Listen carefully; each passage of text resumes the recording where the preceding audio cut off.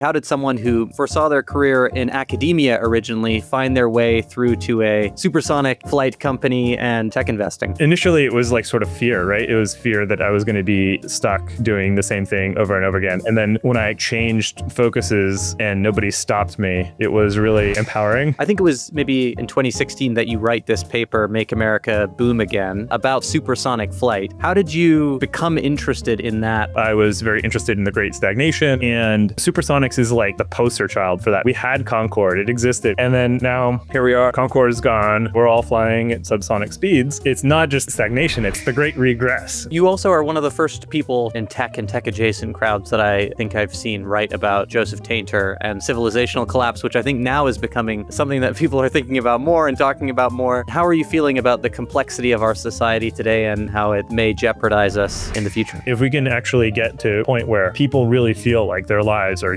rapidly improving year to year, that the middle class and lower middle class isn't just suffering while other people are getting rich, that is the thing that's going to make our society flourish. Having broad-based growth is the answer to the problem.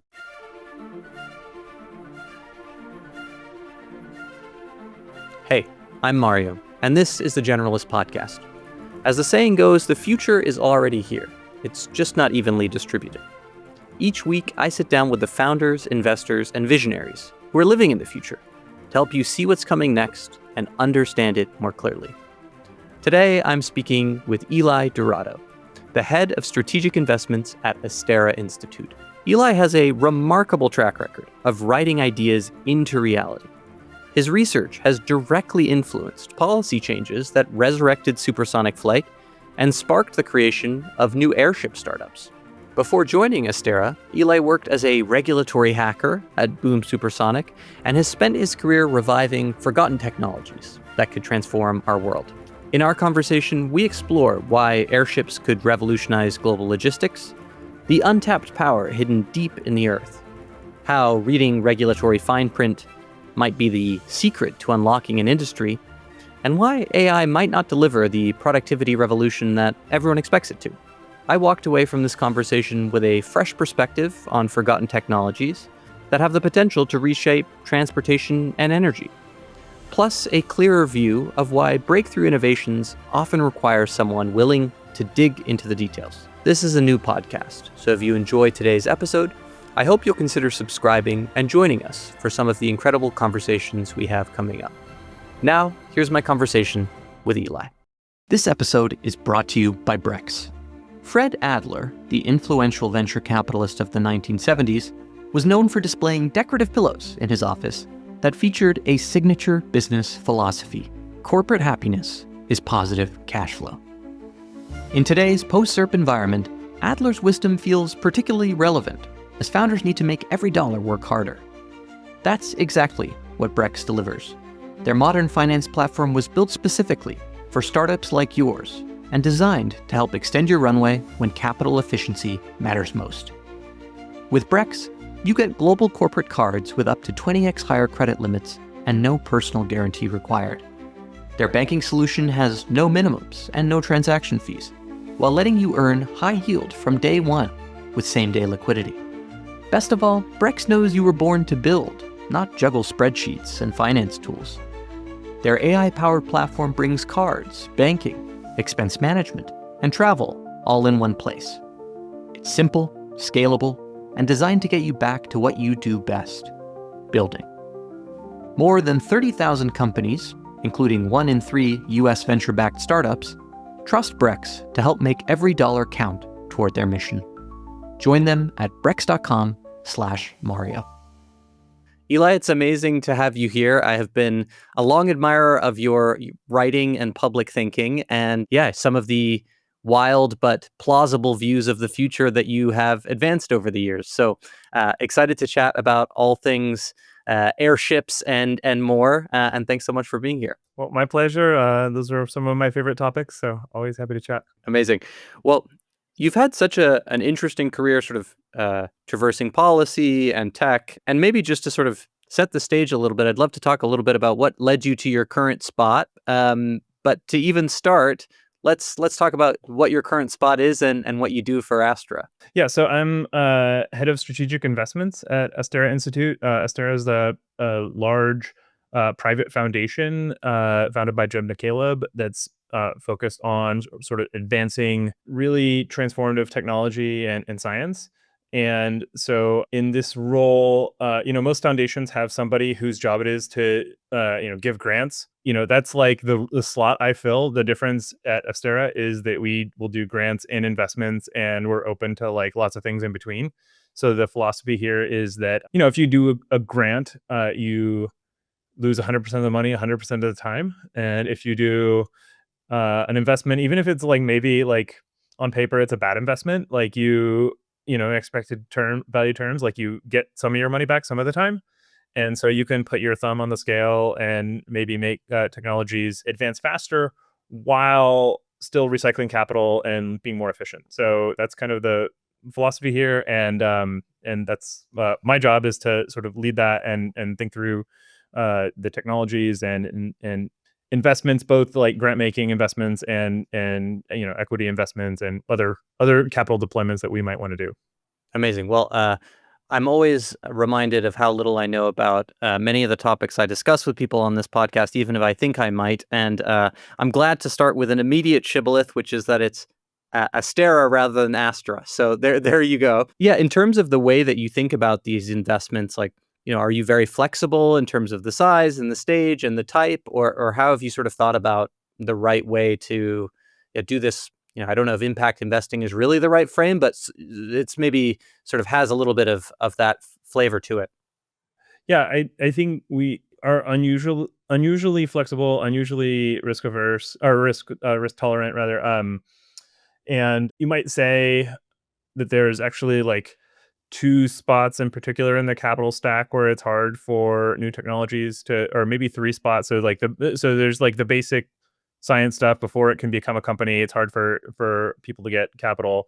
There's like that was like maybe like first check early startup uh times that it's really hard. And then there's like later stage, there's like a valley of death round at some point for a lot of like capital intense things. And so those are all like three different stages. And I think we're open. It doesn't have to be those particular three stages, but I think of those as like particular times where we could be catalytic and make an investment or a grant or a equity investment that really changes the game for the project, right? And that hopefully crowds in other capital as well from other sources, and lets the project lead or the founder, like let them shoot their shot, right? And let's give this technology a shot and see if it works. That's amazing. Yeah, I mean, obviously, as venture has become bigger and bigger and more crowded, capital availability is not usually the problem. But I think you're right that there are always these moments when, venture is maybe quite scarce in these Valley of Death rounds or super duper early or science risk, these pieces. So that's like a super valuable place to be sitting. In terms of the technology, are there certain areas that you've been sort of like especially excited to invest in or spend more time learning about for potential future investments? The biggest sort of areas for us right now at Astera is energy, which I kind of have a background in, space, AI, of course, because that's the biggest thing going on right now. And then the other thing that we're kind of focused on is neurotech. So with sort of the lens that this is going to be important in the era of AI, right? Like being able to have humans keep up and really flourish in an age of powerful AI. Amazing. Well, I'm sure we'll talk about some of those different pieces as we go along. But yeah, to set the stage a little bit, how did you end up in this seat? And, particularly, how did someone who maybe foresaw their career in academia originally find their way through to a supersonic flight company and to, tech investing? Yeah, I've always kind of followed my interests throughout my career and have always really run away from being pigeonholed in any one thing. So yeah, I recall in being in grad school teaching undergrad. So I taught undergraduate economics for 3 semesters. And I remember the second time I taught intermediate microeconomics, I was like, well, I did a lot better this time than I did the first time I taught, but I can't imagine doing this over and over again for 30 years, right? I mean, it just sounds terrible. So that sort of mindset of like, I actually maybe don't want to just rest on my laurels. Like same thing. Like, so I ended up at the Mercator Center and had some initial success right off the bat doing some international telecom stuff. And, I'd go to the same to these different ITU and internet governance meetings, and you kind of see the same people at different city, different place on the planet, you know, different hotel bar, but same crowd. And I kind of would see these people who had been doing the same thing for 30 years, and it sounded not fun. So I really sort of adopted initially it was like sort of fear, right? It was fear that I was going to be stuck doing the same thing over and over again. And then when I kind of like changed focuses and nobody stopped me, it was really empowering to be able to do that. And so I've just sort of adopted that mindset. And so I have had sort of what I would call like a meandering career, but it's been really rewarding to be able to follow my interests, like sort of pay attention to like my own emotions about like how I feel about what I'm working on, and try to really align. I think a lot about like aligning my system 2 brain with my system 1 brain, right? So the rational brain with the monkey brain. And if the monkey brain like really wants to be working on something else, like maybe I should find a way to get the rational brain to also get to work on that thing. And with the sort of the thesis that your best work is going to be when both of those brains are trying to do the same thing at the same time. So I've really just tried to adopt, sort of an attitude of freedom to choose what I'm working on. For, I think you do have to go deep at times, obviously, but something like on the order of like a 5-year period, it's fine to like work on this thing for 5 years, and then be like, well, what's the most interesting thing for me in the world right now, and should I go do that and change in that way? And so yeah, when so earlier this year, I got an email from Kate Hall, the CEO at Astera, and she was just like, hey Eli, we're hiring for these roles. Do you know anyone who'd be good? And the job I ended up accepting, I just kind of emailed her back and was like, this role feels like it could be really interesting. So let's talk. And so kind of went from there. But it was yeah, just sort of following sort of that interest level and emotional component. That's amazing. Yeah, I find that most of the interesting people that I end up meeting have had some version of a slightly peripatetic path. Maybe it isn't, all for their entire career, but at least some portion where they really sort of stretch the boundaries of what maybe they anticipated they were going to do. And I love that framing of sort of giving yourself a bit of a boundary for it, like the 5-year period. It sort of stops you from being a dilettante, but also allows you the freedom to jump between things. I think it was maybe in 2016 that you write this paper, Make America Boom Again, about sort of supersonic flight. How did you sort of become interested in that as a canvas for some of your thinking? And it did sort of then take, I don't know if it was a full 5 years, but a good chunk of your life that followed. Yeah, so kind of the backstory there was that I had been doing this more internet policy, internet governance, IP, um, kind of policy at the Mercator Center. In 2014, I my boss left and I got promoted, so I became the director of the program. And as part of sort of my new reign there, I said, well, I'm gonna like do less of this telecom stuff, and I'm gonna do. I decided wanted to do some drone research. So drones were kind of early then. Yeah. There wasn't like a really like mature drone industry there that could lobby for itself or anything like that. So I thought I could do some interesting drone policy work, and so I did. I did some a couple interesting papers, and got to present my research at NASA and all that stuff. And then I kind of was talking to my research assistant, and I was like, I think I've done everything I want to do on drones. Like, let's brainstorm. We have this like hard won FAA knowledge now that we kind of worked up the learning curve. Let's think about what else we could do that's like FAA related. And so we had a few ideas, but like the clear winner was supersonics. And I think supersonics were particularly interesting because As you know, I was very interested in the Great Stagnation of why we had not been growing very fast since 1973, and the supersonics is like the poster child for that, because it's not Yes. only that we've stagnated, we've regressed. Yes. We had Concorde, it existed. People flew Mach 2 across the Atlantic every single day, and then now here we are, several years later. Concorde is gone, and we're all flying at subsonic speeds, and so it's not just the Great Stagnation, it's the Great Regress, right? Like, so I thought, like, it seems like the best place to get started if you're really serious about ending the Great Stagnation is look at the areas where we're regressing, actually, like negative productivity growth. And if you can fix those, then you're on your way maybe to solving the broader stagnation question. And so, for folks that maybe didn't follow that pocket of the Great Regression, let's say, what were the things that you discovered that were driving this step backwards when it came to flight speeds, and how did it sort of inform the way that you were thinking about what needed to happen? Yeah, so I think that the biggest problem with supersonics is that there was a ban on supersonic flight over land in the US that was instituted in 1973.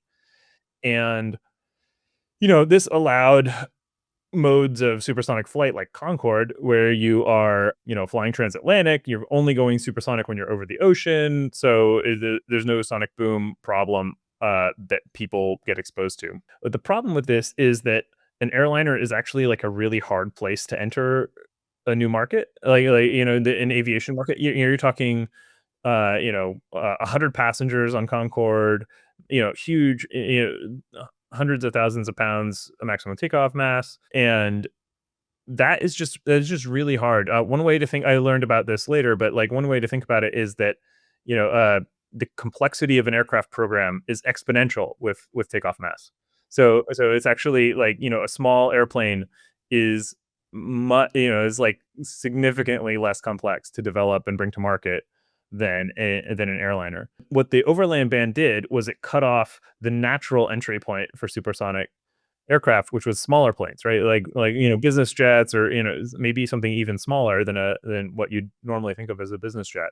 And business jets, they don't have the option. You don't have the option in that market of being like, well, we're going to build a business jet that's only for transatlantic or something like that, right? Like, people, they're not going to buy a business jet. They're not going to pay a premium for a business jet that speeds them up like 25% of the time, which is kind of the percentage of miles that go over the ocean. So it needs to Yeah. work all the time, right? And so our take in writing that paper was, look, the overland ban is like the original sin here. It prevented that, it cut off, it truncated the market, and so you have to go for the really hard airliner move instead of the natural, like, okay, what we're gonna do is we're gonna enter the market as a small business jet, and then perfect the technologies that will scale up, and then we're gonna build something a little bigger, maybe a large business jet, and then maybe a small airliner, and then you can get up to something Concorde size, and maybe Concorde was even too big for the market in general. um, but if you allow people to iterate and perfect the technologies in sort of a bite-sized way, then they can work their way up the curve, and that's how you get technology to progress. And what was the theory behind that sort of initial 1973 ban? Was it a pure noise pollution issue? How did you sort of like think about that aspect of things? Yeah, it was mostly noise pollution. There was this element also of it, where the Europeans were leading in supersonic technology, right? So they developed Concorde. Concorde was developed by a consortium of countries, right? It was British and French government. It's like, essentially a treaty between the two countries to develop this aircraft together. And then that company became Airbus, right? Like, so that's how Airbus Huh.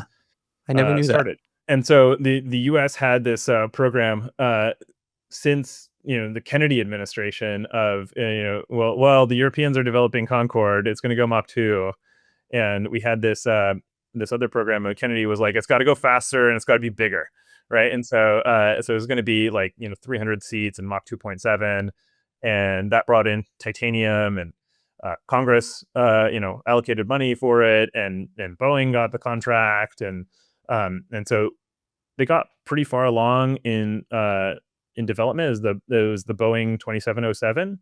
Just got to the point where the costs were exploding, and eventually Congress pulled funding, and that was around that time that FAA also did the overland ban, because just like, well, we're losing in this, so we don't want to help it along. But then, like, almost every country in the world copied the ban, so including the Europeans. So it wasn't it I think mostly it is just like a legitimate noise issue. Like, Concorde had a sonic boom of 105 PLDB. It's pretty loud. We definitely know how to make it softer today through shaping the aircraft differently, and having a smaller aircraft also helps. But that there's sort of a confluence of those two factors.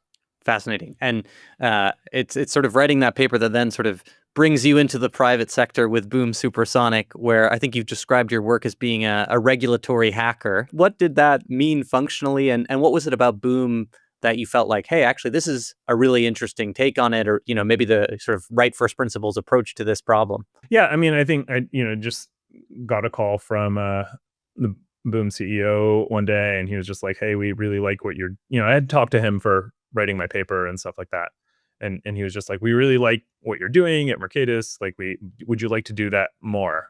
like, would you like to do more of that and come do it?" And of course, I said yes. The situation when I got into the company was that on landing and takeoff noise, there was no supersonic specific standard, and the FAA's position was, okay, we might consider a supersonic specific standard at some point, but until we do, you're stuck with the subsonic landing and takeoff noise standard. And that just, our position was that just didn't work for a supersonic airliner. You have to have narrower engines, right? Because at cruise speed, these big giant high bypass ratio turbofans, they create a lot of drag, right? At Mach, Mach 2 speeds, or even less. And then the other problem is the wing aspect ratio, right? You have these sort of like you don't have long wings, you have like delta wing kind of configuration. So that means you need more thrust at takeoff too. So those two like physics based challenges, limits, meant that you cannot be quieter. With sort of today's fixed cycle engines, you cannot be quieter on takeoff than you're going to be louder than Yes. a subsonic airplane. My job coming in was like, okay, figure this out. How do we get FAA to move off of this position and change it. So we tried like a lot of different things. Kind of tried to leverage relationships in the White House. We got Congress. In Congress, and talked to a bunch of people. Like, we eventually found a couple senators that were willing to be sort of champions for us on this issue. And sort of passed some stuff in committee that never became full law, I think. But it was enough to show like FAA that we had some political support. So basically, the story here is we're just like throwing stuff against the wall to see what sticks, right? It was just trying a bunch of different things, and then the thing that finally ended up working, uh, surprisingly, was something that we were doing on the international front. So there was a deadline of December 31st, 2017, for under international rules, that if you applied for type certification before that date, then you were grandfathered into a laxer subsonic standard than if you applied after it. And there was no time limit for how long certification had to take. So my thing was like, look, this is crazy, but we should probably just apply for type certification this year, so that we fall, there's at least an interpretation that, if worse comes to worse, we fall under this standard internationally. And so, kind of previewed that with our FAA colleagues, and they were like, well, that's crazy, because part 36, the noise standard like only gives you 5 years from when you apply, that it holds. And I said, well, okay. And so then I went back and I read it carefully, and as I was reading the rules, I figured out like actually nothing here technically applies to supersonics. And so I kind of made followed up with them and made a bit of a legal argument that like this actually doesn't apply to us right now. And so your current policy stance isn't like supported by the regulatory code. And so they're like, well, okay, we'll talk it back and take it back and talk to our lawyers. And then a few months later, they issued a legal opinion saying like, okay, lots of people are looking at supersonic flight now. Are we've taken the opportunity to review the law, and given that we've given this review, like we find that like the current noise standards don't apply, and like it will be our job to like make a new standard for each applicant if we don't already have a standard that's generally applicable. So that was kind of the breakthrough, is just sort of following this path, like pulling the thread kind of as far as it went, and creating a little political pressure on the FAA. But then there was also just like a circumstantial time pressure thing, because like they actually had an applicant at that point, even though it was way premature. We were technically an applicant for a type certification, and that kind of forced them to really look at the issue square in the face, and they realized like, oh, actually, like legally we can't, we can't really do this. And also because of all the pressure, they're kind of like, well, we don't want to, we actually would like to um loosen up a little bit. I love getting into the nitty-gritty on it because, I do think it's so difficult to resurrect a technology like this where you are opposing also sort of the incumbent stance in some respect. And it's always fascinating to me to hear that like so much of these unblocking moments is literally someone just sitting down, reading the thing from scratch and being like, hang on, actually, is this really what it says? And so obviously there are lots of other pieces that you're talking about too, and the political angle.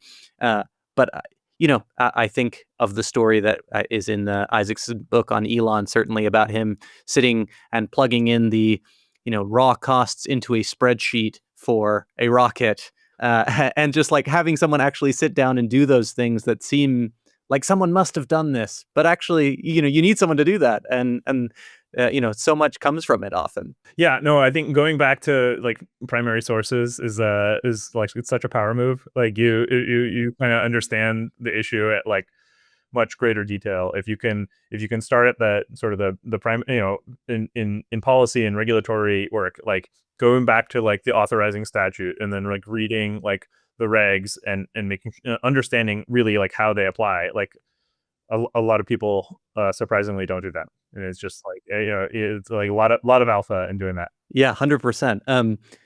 I'm sure folks have seen some of the headlines over the past year plus around Boom Supersonic, but for those folks who maybe haven't, like it's really exciting to see how the technology has progressed. What's the sort of state of the art in where returning the boom to America is these days, and how do you think it plays out over the next few years? Yeah, on the policy side is really exciting. The administration did an executive order, basically saying, we're gonna repeal the overland ban, and we're gonna, replace it with a noise standard, which is kind of what I've always said we should do. Back to that 2016 paper, like that was our position. So it's really exciting, and so Boom is going to market with an airliner, and still like sort of targeting that Concorde market. So they're not really designing what I would call like a low boom aircraft. Yeah. They are targeting now an operating regime where they fly Mach 1.1, 1.2, depending on atmospheric conditions. You can fly that fast and not have a boom that reaches the ground, which would be that's like something that's enabled by this recent policy change. Wow. And then there are other entrants in the market that are pursuing initially more of a DoD route. I'm thinking of Hermeus and Astromechanica, and they are doing a DoD route, but then with the idea of like, once they perfect the technology, they'll do airliners as well. And then, we'll see. We'll see if anybody does a low boom aircraft. That's, it's the thing that I want to see, that's, that would enable you to fly, between New York and LA or whatever in 2 hours or something like that. It would be a game changer, I think. Yeah, that would be a dream. Why do you think no one has taken that approach? So one of the lessons of Boom is that it's like really it is really capital intensive to do an airliner first, right? So everybody has seen that. I would say that sort of the next gen companies, Hermeus and Astromechanica in particular, they've kind of looked at that, and they've seen like the defense market as a better bridge for their purposes. So they're looking at like, well, if we're trying, if instead of doing an airliner, let's focus on defense first, and there's money there, and we can get stuff flying. The Defense Department doesn't care about the low boom design, and to be clear, like there is an aerodynamic trade-off with the low boom design, right? So you end up paying higher fuel costs if you do a low boom design. So it doesn't make sense to do a low boom design on spec. You need to like have a real plan Yeah. for what's the aircraft. So I think at some point even I would be surprised if there's an Overture V2 from Boom, that it would probably be I would assume it would be a low boom aircraft. And depending on what these other guys build, could also potentially be a low boom design. Well, one of the through lines, I think, of your career, despite it spanning a lot of sectors, is that you managed to write things that make it into reality with sort of an amazing impact. Your words per flight craft is extremely high. And so, you write another piece which sort of deals with the aviation space, which is something that I remember reading it at the time that it came out and thinking, that is a kind of a wild idea, and not doing much with it in my own head, but other people did. And so I'm talking about the Cargo Airships Could Be Big piece, which I think is maybe 2023. How did your mind sort of jump from supersonics to airships and the sort of potential in the resurrection of this modality? I guess it was in 2019. At that point, I was already thinking about leaving Boom. And I was sort of like, well, what would be next, right? Like, or what else? Again, like having like a lot of hard won experience in the aviation sector, I was thinking about things like, oh, what would be the next thing to do? And I came across this idea of airships, and like once you start thinking about the physics of airship scaling, it becomes very seductive, right? Like that there's a square tube rule, so the volume increases with like length to the third power, and the drag increases with length to the second power. So it's if you double the size of the airship, the length of the airship, let's say one dimension, then you get an increase in lift to drag ratio. So your economic performance and your technical and economic performance of the airship gets better as it gets bigger. And so the logical conclusion here is like it should be really, really big, Just right? And massive. Yeah. yeah. And so, having had the experience at Boom of, like we did this capital intensive company, had just finished our Series B, or, it's like, okay, that seems like a thing worth exploring. So after I left, I just started making phone calls to people, basically. So I talked to people working on other airship programs and tried to understand the market. At first I thought, well, maybe what I should do is start a cargo airship airline, just like buy somebody else's airship. And then quickly realized like no one's building the right thing. There's only 25 airships in the world. Wow. Something like that. Gosh. So if you see like the Goodyear blimp, you're seeing like 4% of the world's airships, right there. Oh, I love that.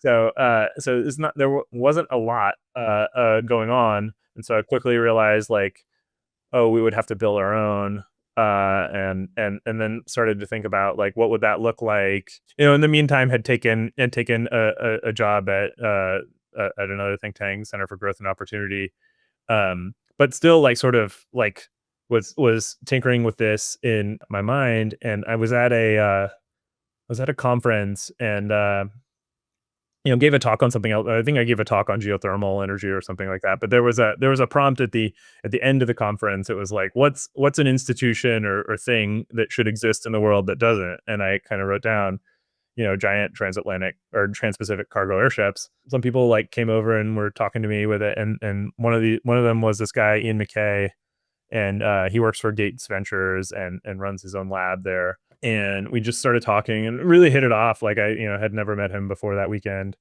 and we became friends. But and along with my other friend Matt Sattler, we just started to like explore what this space would look like, and could it be done? And we ended up hiring some engineers to do a parametric like study of like what this could look like. So sort of loose performance capabilities and how big, let's say you wanted to do 500 tons at this speed, and so I'm like, what kind of airship would you need? And so we got answers on that, and ultimately we kind of decided, look, we probably, this probably can't be done. The margins are small. We still we're laboring under a wrong idea of like what the market would look like. Yes. Yes. So we were Well, kind of there thinking, there was no real market, right? So you had to sort of right, imagine it. right. But we kind of we thought our reasoning at the time was, most cargo in the US, it doesn't go by, slow, boats or anything like even intercoastal or like up rivers or stuff. Like we have waterways in the US, especially in the eastern half. A lot of cargo could go that way. It doesn't, right? The market, it's too slow. It's super cheap, but it's too slow. And we could do a lot more domestic air cargo, right? Like we have airports, and it's too expensive. It's nice and fast, but people don't do that. What do? They do trucks, right? Trucks have like most of the domestic cargo. And so if you could do something across an ocean where roads don't exist and that has truck like economics, right? Like Yes. truck delivery times and truck costs, like you would take the lion's share of the trans oceanic market. And that's what we were thinking about. And so we were sort of baselining, you really have to hit like trucking unit economics. And we just thought like, yeah, you could maybe do it, but it's like not huge, not a huge margin to that. And it is like super capital intensive. So it's like super capital intensive project to get like maybe a small win, right? And so we were just like, it's like if you squint, like there's something here, but it's probably not something like that we're gonna do. So let's just write it up and put it online and kind of let people see it. And so we did that, and that's the blog post that ended up getting a lot of eyeballs. So um yeah, Amazing. and then I'm sure the rest of the story, which is that somebody else figured out that the economic story was wrong. So Yes, I definitely want to get to that. I want to before we do you remember like what it was that sort of nerd sniped you about airships even to begin with? Like was it, I don't know, were you reading a steampunk book or learning about, the Hindenburg or one of these old aviation maybe pioneers? How did you sort of like, even how did that even cross your mind? Because it's not something that I think most people were even vaguely thinking about. yeah, no, so I think probably initially heard about the idea from this guy Nathan Smith, who I went to grad school with, and he was really obsessed with it. He had no like startup experience, no aviation industry experience, but he was just sort of obsessed with it. Like people had been talking about like airships for to in Canada for like the mining operations, like supporting mining operations or something like that. And somehow he was got associated with somebody who was working on that. And but then just like sort of here, and the thing that really, yeah, I think I've already mentioned it, but the thing that really struck me was this square cube scaling law. It's just like, oh, it's a thing that makes sense, but you got to go big. It doesn't make sense to do it subscale. And sort of my experience at Boom was the subscale prototype is really valuable, right? Like as Boom has yet to build an airliner, but they've built a subscale demonstrator, XB1, that has already flown supersonic. And as I mentioned, like the smaller aircraft are much simpler engineering programs. And so the normal move that you want to do in aviation, which is build a subscale demo and then scale it, you can't really do that right with airships, because like if you're subscale, you're losing most of the performance. And just sort of observing the industry, seeing like, oh, everybody's doing these things that are just like too small. If you're building like a 20-ton payload vehicle, you're not going to hit any sort of unit economics that are attractive to anybody. And so you really have to go significantly bigger. Why do you think this was an idea that, you know, went so viral, for lack of a better framing? Like, why did it capture people's imaginations quite so much? The reason it kind of works or worked is that you can kind of understand it, right? Like you can kind of understand, you can kind of see the logic, right? I think that this sort of square cube factor Yeah. is something that like you can explain to somebody and they can really get it in a very short amount of time. And they feel like they've learned something, and then it's kind of then the rest of it is just like, well, yeah, why doesn't this Oh, why exist? Like not? this would be really great. So it's kind of like it's one of these like interesting like technical tricks that is like highly accessible, and so they can understand it like on a relatively deep level like fairly quickly. Hmm. Why did we lose that technology or forget that technology? I think, most people do sort of associate it with the Hindenburg, but that's not really the story. No, I think it's just airplanes got too good for transporting people. Airships are, I think, way too slow. Airplanes are faster. Um, particularly, after World War II, we had, pressurized cabins, higher flying altitudes, like much faster speeds. So, basically, um, had the jet aircraft by the 1950s, and it's just yeah. By then it was over, right? It was just nobody no the Graf Zeppelin did do an around the world trip, like a luxury trip around the globe with multiple stops, and you could go and multiple. It's like a cool trip, but like that's not transportation. That's like a pleasure cruise, really. And for most things, like people, that's not what people value. So is too slow for transporting people. There was not really enough margin, I think, at that time to transport cargo. It doesn't make sense to transport cargo, that way in, say the 1940s, 1950s, because I think a real key enabler for cargo will be autonomy. So being able to not, being able to like sort of delete everything on board that is intended to like support human life. Yeah. So getting rid of you need multiple crews on board if you have like a 5 day or 7 day journey on one of these. So you have all these beds where people need to sleep, kitchens. You have to have catering. All these things. You can just delete them if you can either remotely pilot it or have it be autonomous or semi-autonomous. And that I think is the key enabler to bring this back. And just to give folks like a sense of the speed, what is what is it? I think 3 or so days to go from East Coast to London, let's say New York to London, or Yeah, you could do that.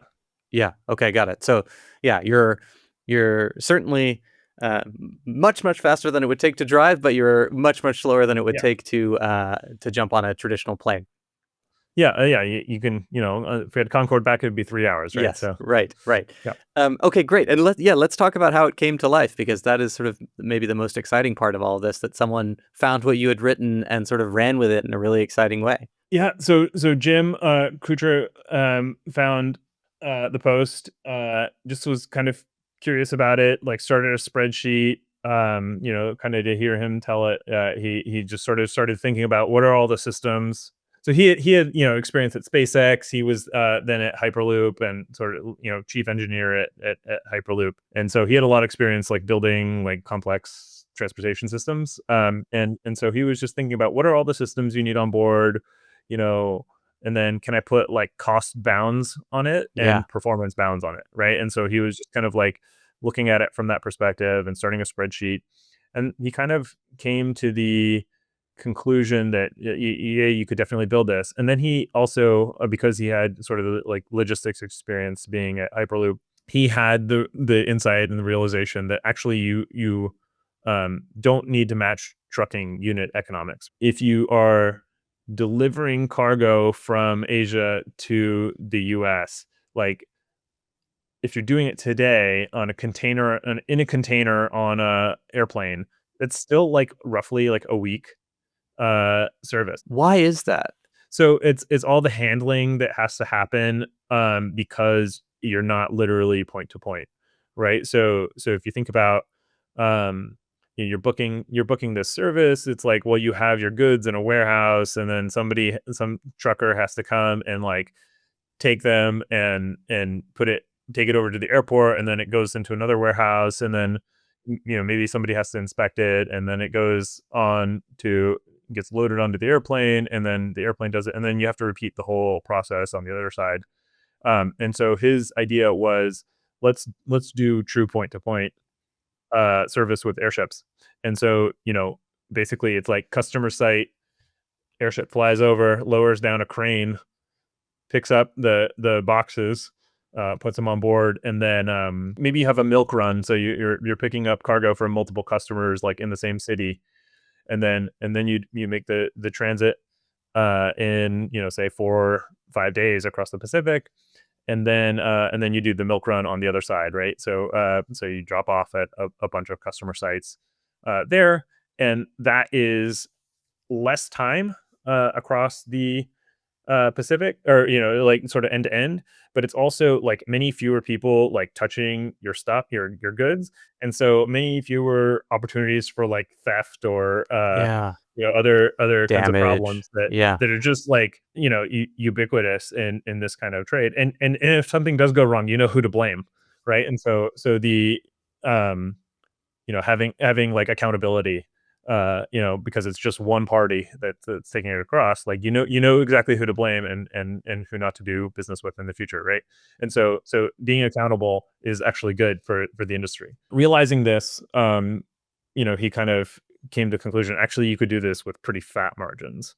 And if you can do it with fat margins, then it makes sense to do it as a startup. Yeah, so he got an intro to me and connected with me, and we started talking, and met up in person and validated the idea with a potential customer, and kind of heard the feedback that we heard was like, this solves every pain point I deal with on a day-to-day basis, like importing goods from Asia to the US. And so it was like, okay, we definitely want to take a swing at this. So yeah, so he started the company. I was one of the first investors, and yeah, the have just been going from there. Amazing.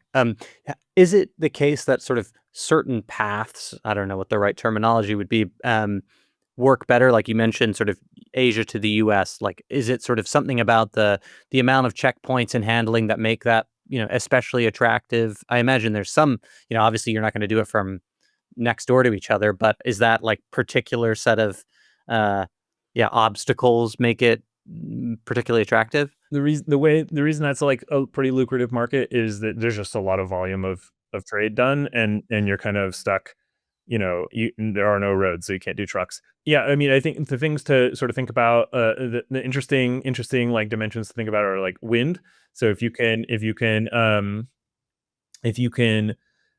plot a course where the wind is at your back, right? You can actually improve the unit economics further, and including things like, if you're doing a round trip, it might be that you take like one path across, and then you're picking up goods from the US to go to Asia, which does, contrary to popular opinion, like that does actually happen to some degree. It is less, but assuming you can get maybe charge less for that route, but then you'd take a different path, maybe it's more southerly path for that, so that you could get the wind at your back again. So it brings back like a form of sailing, which is interesting, right? Like you're riding the winds, and it becomes a little faster and a little bit more economical, if you adjust for that. But I mean, there's tons of routes for this all over the world. You do have to watch out for sort of the higher mountain ranges. So kind of when we were looking at it, it's like you want to like probably avoid Rockies, Himalayas, Andes. But other than that, like I guess Antarctica too is like quite high. Um, but not a lot of reason to do that. So avoiding like high mountain ranges could be important, because these things don't cruise at like really high altitude. And you could do it. You would just have less payload available. I imagine one of the trade-offs you make is that they are a bit less robust when you talk about sort of like going over these mountain ranges. Is that a fair assumption, or is it actually sort of like that's not the case necessarily? They definitely have different limitations than airplanes, and one of them is cruise altitude. Like you're not going to be, if you're fully fully loaded airship, it doesn't make sense. This is all like in part design trade-offs is also like it's just sort of like the thing that's economical to do means that you would have some of these limitations. But um yeah, and people do design have designed airships to fly much higher.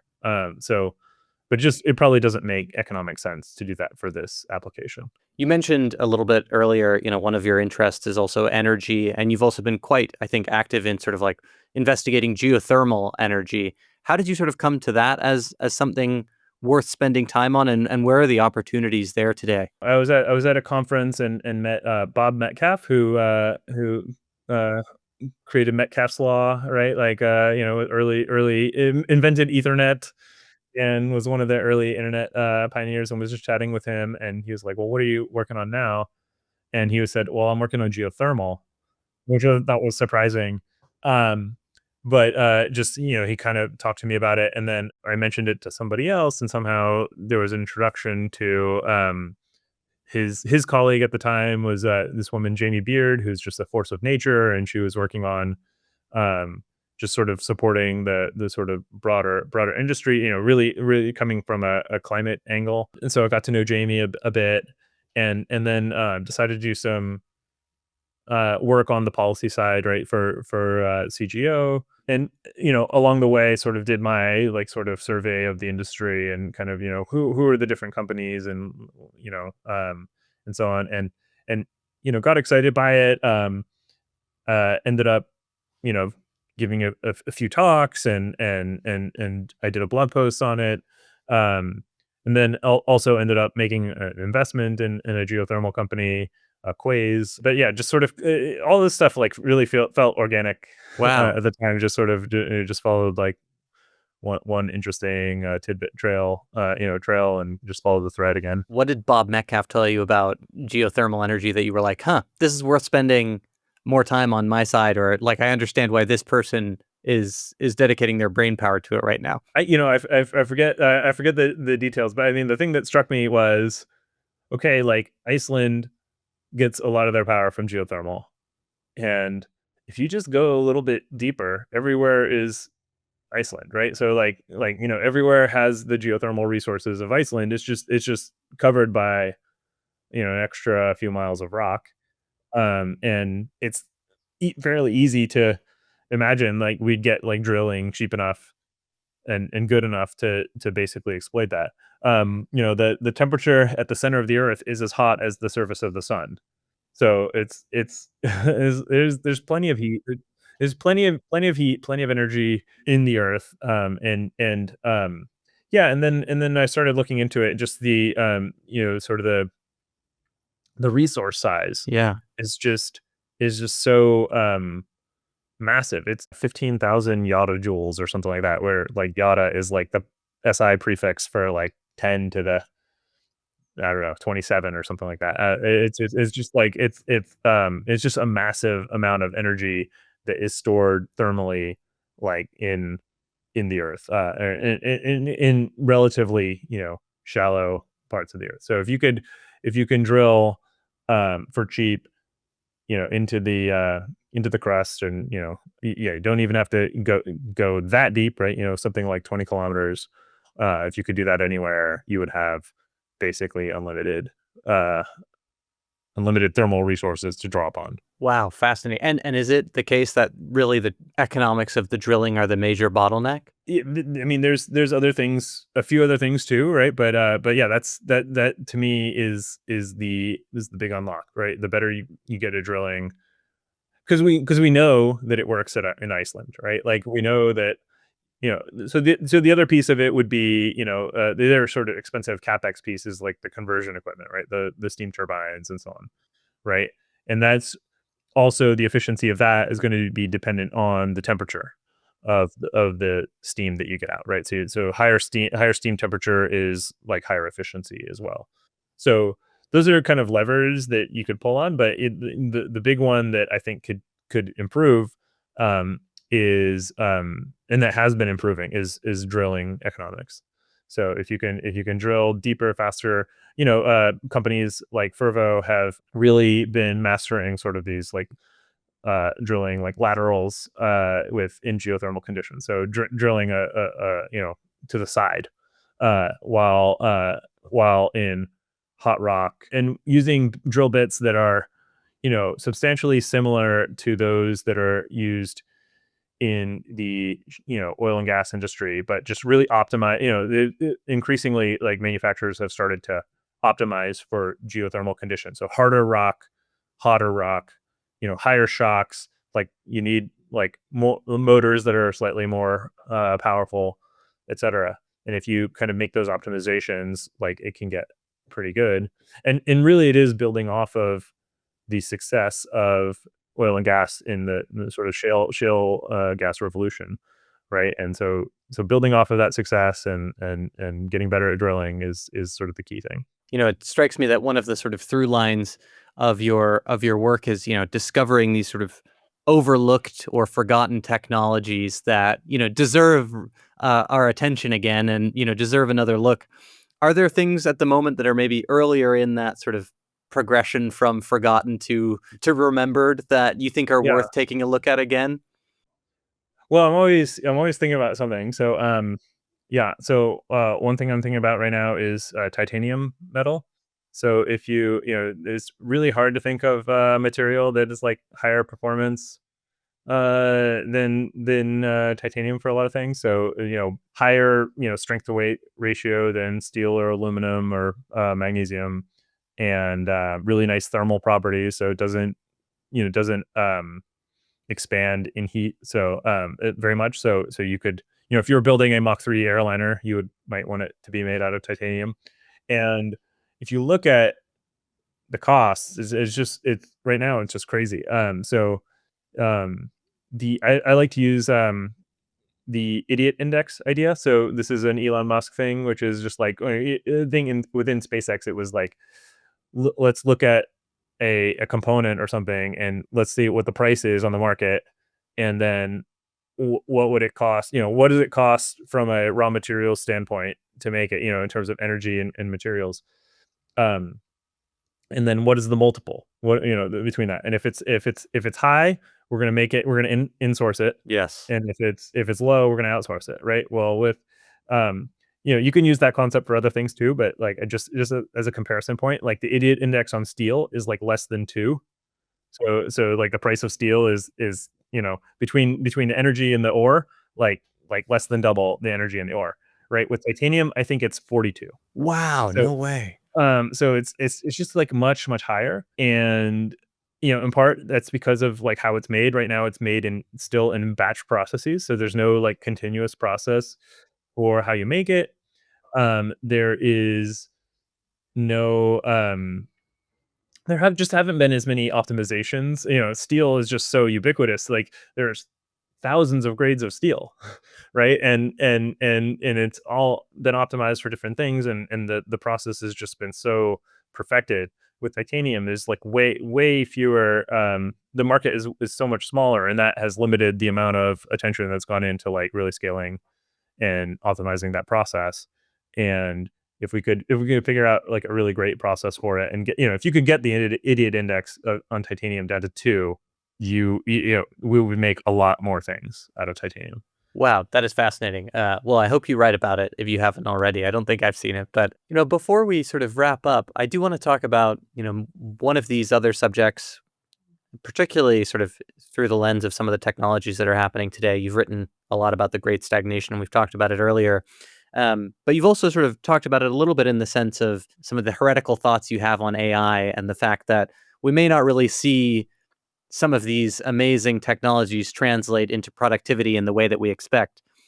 What is sort of the principles behind that, and how do you feel about that idea today? Maybe a couple years after you initially sort of posed that question.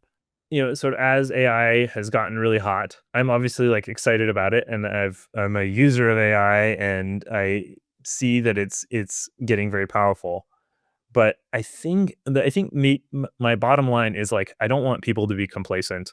And I think that there's like a lot of people who think like, okay, AI is here, or it's coming, or it's inevitable, and therefore the economy is going to go gangbusters, right? And problem is solved, and we can like sit back and just like watch this happen. And my view is much more different, is which is that like, no, it's going to take like a lot of work and insight and stuff to like fully leverage that, and to, especially in some of these spaces where it is physical, the physical world, not world of atoms, not the world of bits. This is like very much like not an automatic process, right? It's a process that requires entrepreneurship and hard work, um, and and it requires overcoming a lot of other obstacles, like regulatory barriers and so on. So that's sort of like where that was like my initial reaction, and I think it's still like something that I believe. I think that yeah, I don't know what I think right now. I guess I think more Yeah, or less fair. I think more or less what I thought then, but yeah, maybe in some ways the progress has been maybe slightly faster than I expected it to be, but then also I think I am approaching it now. I'm wondering if like transformers are not going to be enough, right? Like the we are starting to hit some limits Yep. on how good AI could be. At Astera we have an internal AI lab, interestingly, so we are sort of like exploring ideas that are a bit orthogonal to what's happening in the big labs. You know, neuroscience inspired uh, structures and ideas. Um, and maybe we need some sort of like trick there, that is still missing to really get to uh, really competent AGI. And then you also just need a lot of engagement with actual um, the industry that you're trying to apply the AI to. I'm not currently anticipating, this sort of 30% economic growth that some people have been saying we're going to get, just because AI is going to substitute for all labor or something like that. Yeah, we have more work before we're anywhere close to that, is sort of what you're saying. You also are one of the first people sort of in tech and tech adjacent crowds that I think I've seen write about Joseph Tainter and sort of civilizational collapse, which I think now is becoming something that people are thinking about more and talking about more. Maybe before we sort of go into the wrap up questions, maybe you can give us a sort of précis on that idea first. And how are you feeling about the complexity of our society today, and how it may jeopardize us in the future? You can think about it as like we're trying to do a lot of things. It's in particular, sort of politically, we're trying to do a lot of things. We have this like very complex governing structure. We have like a very large administrator class, whether that's government administrator or things that are just like downstream of government administration, government policy, compliance officers and so on. And I think um, the real risk that I took away from the Tainter book is that people become very jaded, and they become very disloyal, or like they don't perceive like a need to be loyal to the current state of affairs, right? So the example, um an example that we know from Roman history is that the Roman countryside, right? They were just like laboring under these high taxes. They're kind of like, they didn't see like a benefit to them, and so the barbarians come in and they like welcome the barbarians. They took the perspective that you're coming in, like I'm not going to fight you, like come on in, and they just let the barbarians come through, and that is ultimately what led to the collapse of Rome, right? It's the sort of defecting from from like sort of caring about the well-being of the polity, right? And I think that is the thing that I worry about, um as we've had 50 years of stagnation, as sort of that stagnation has been really lopsided, right? Like we've had like rapid growth in uh you know the tech industry, Yep. software industry, computers, AI, but not really anywhere else. You get this sort of like I think people feel really negative about it, right? Like, and they feel really, really disaffected, and and there's going to come a problem someday that is in some way analogous to the barbarians, and people are just gonna be like, yeah, I don't care. Like I don't want to stand up for the current system. I don't want to fight for it, and that's then the problem comes, right? So it doesn't have to be literal invaders. It could be something else, right? But just like society exists to solve problems, and if we just eventually decide, no, I'm fed up with solving these problems, sacrificing anything at all for the sort of continued existence of society, and I'm just going to not contribute to solving this problem, and that's what leads to collapse. And so I do think, like, the goal of ending the great stagnation, like sort of getting really rapid productivity growth and progress in the sort of a broad based swath of the economy, everything, like all the things that have been stagnating, right? Like Yes. healthcare, transportation, etc. Like all those stagnating industries. If we can actually get to where a point where people really feel like their lives are just rapidly improving year to year, and that the middle class and lower middle class, like, isn't really just suffering while uh, other people are getting rich. Um, like, that is the thing that's going to make our society flourish. Having broad based growth is the thing that is the answer to the problem. Agreed. Agreed. Well, with that, let's move into sort of our few little wrap up questions. We always like to end with a few abstract, more philosophical questions. And so to start off, if you had unlimited resources and no operational constraints, what is an experiment you would like to run? One thing I've been thinking a lot about is antimatter.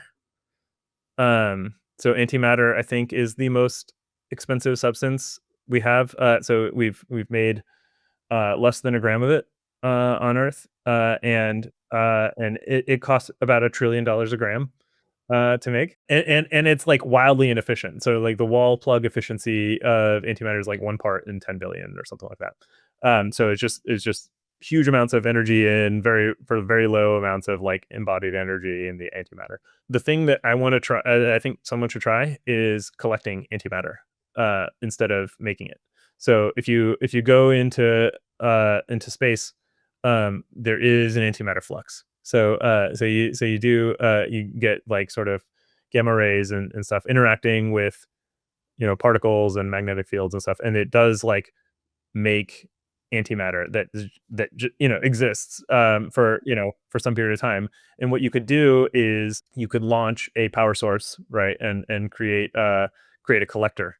So if you had, like, say, a 100 kilowatt nuclear reactor in orbit at a say 1,000 kilometer altitude orbit, you could maybe capture something like 3 kilowatts worth of antimatter. So you kind of if you kind of do that, and so instead of making antimatter, spending a lot of money to make antimatter, just collect it where it already Scavenge exists. it. Wow. Scavenge it, exactly. And if you did that, maybe you could create enough to create some interesting propulsion system for spaceships. It would still take a long time at sort of those power levels that I was talking about, but and then sort of the nearest term propulsion system you can make is not just a pure antimatter drive, although that would be awesome.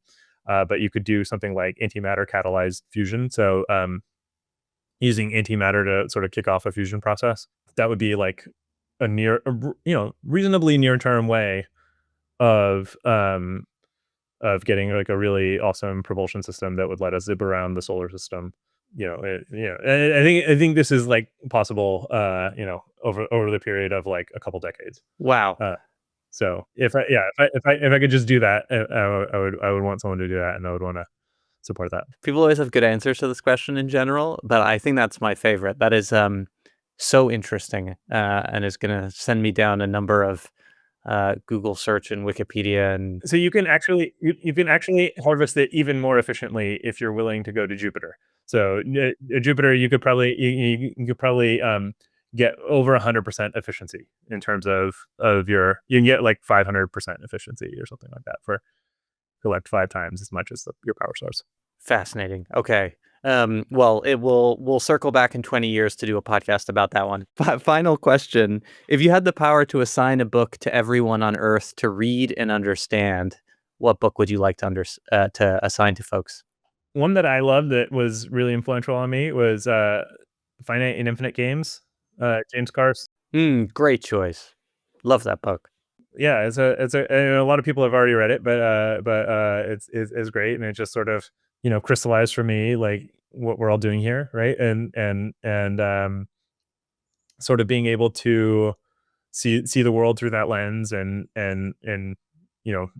my own life through that lens of what we're really trying to do is just like keep the game going, and it's very beautiful, and we're not trying to play like a game where you're trying to get final victory over somebody else, right? And he doesn't even make the argument directly in normative terms, right? He's just sort of outlining like these are the 2 kinds of games you can play, and by the end of the book it's like obvious which one you want to play. Yes, it is. Perfect place to end. Thank you so much, Eli. This was so lovely and so interesting. My pleasure. Thanks so much for the great conversation. Thank you. That's it. Thank you for listening to this episode of the Generalist Podcast. Please subscribe on Apple Podcasts, Spotify, or your preferred podcast app. Ratings and reviews help others discover these discussions, so if you enjoyed the conversation, I'd be grateful if you could take a moment to leave one. For all past episodes and more, visit us at thegeneralist.substack.com. See you next time as we continue to explore the future.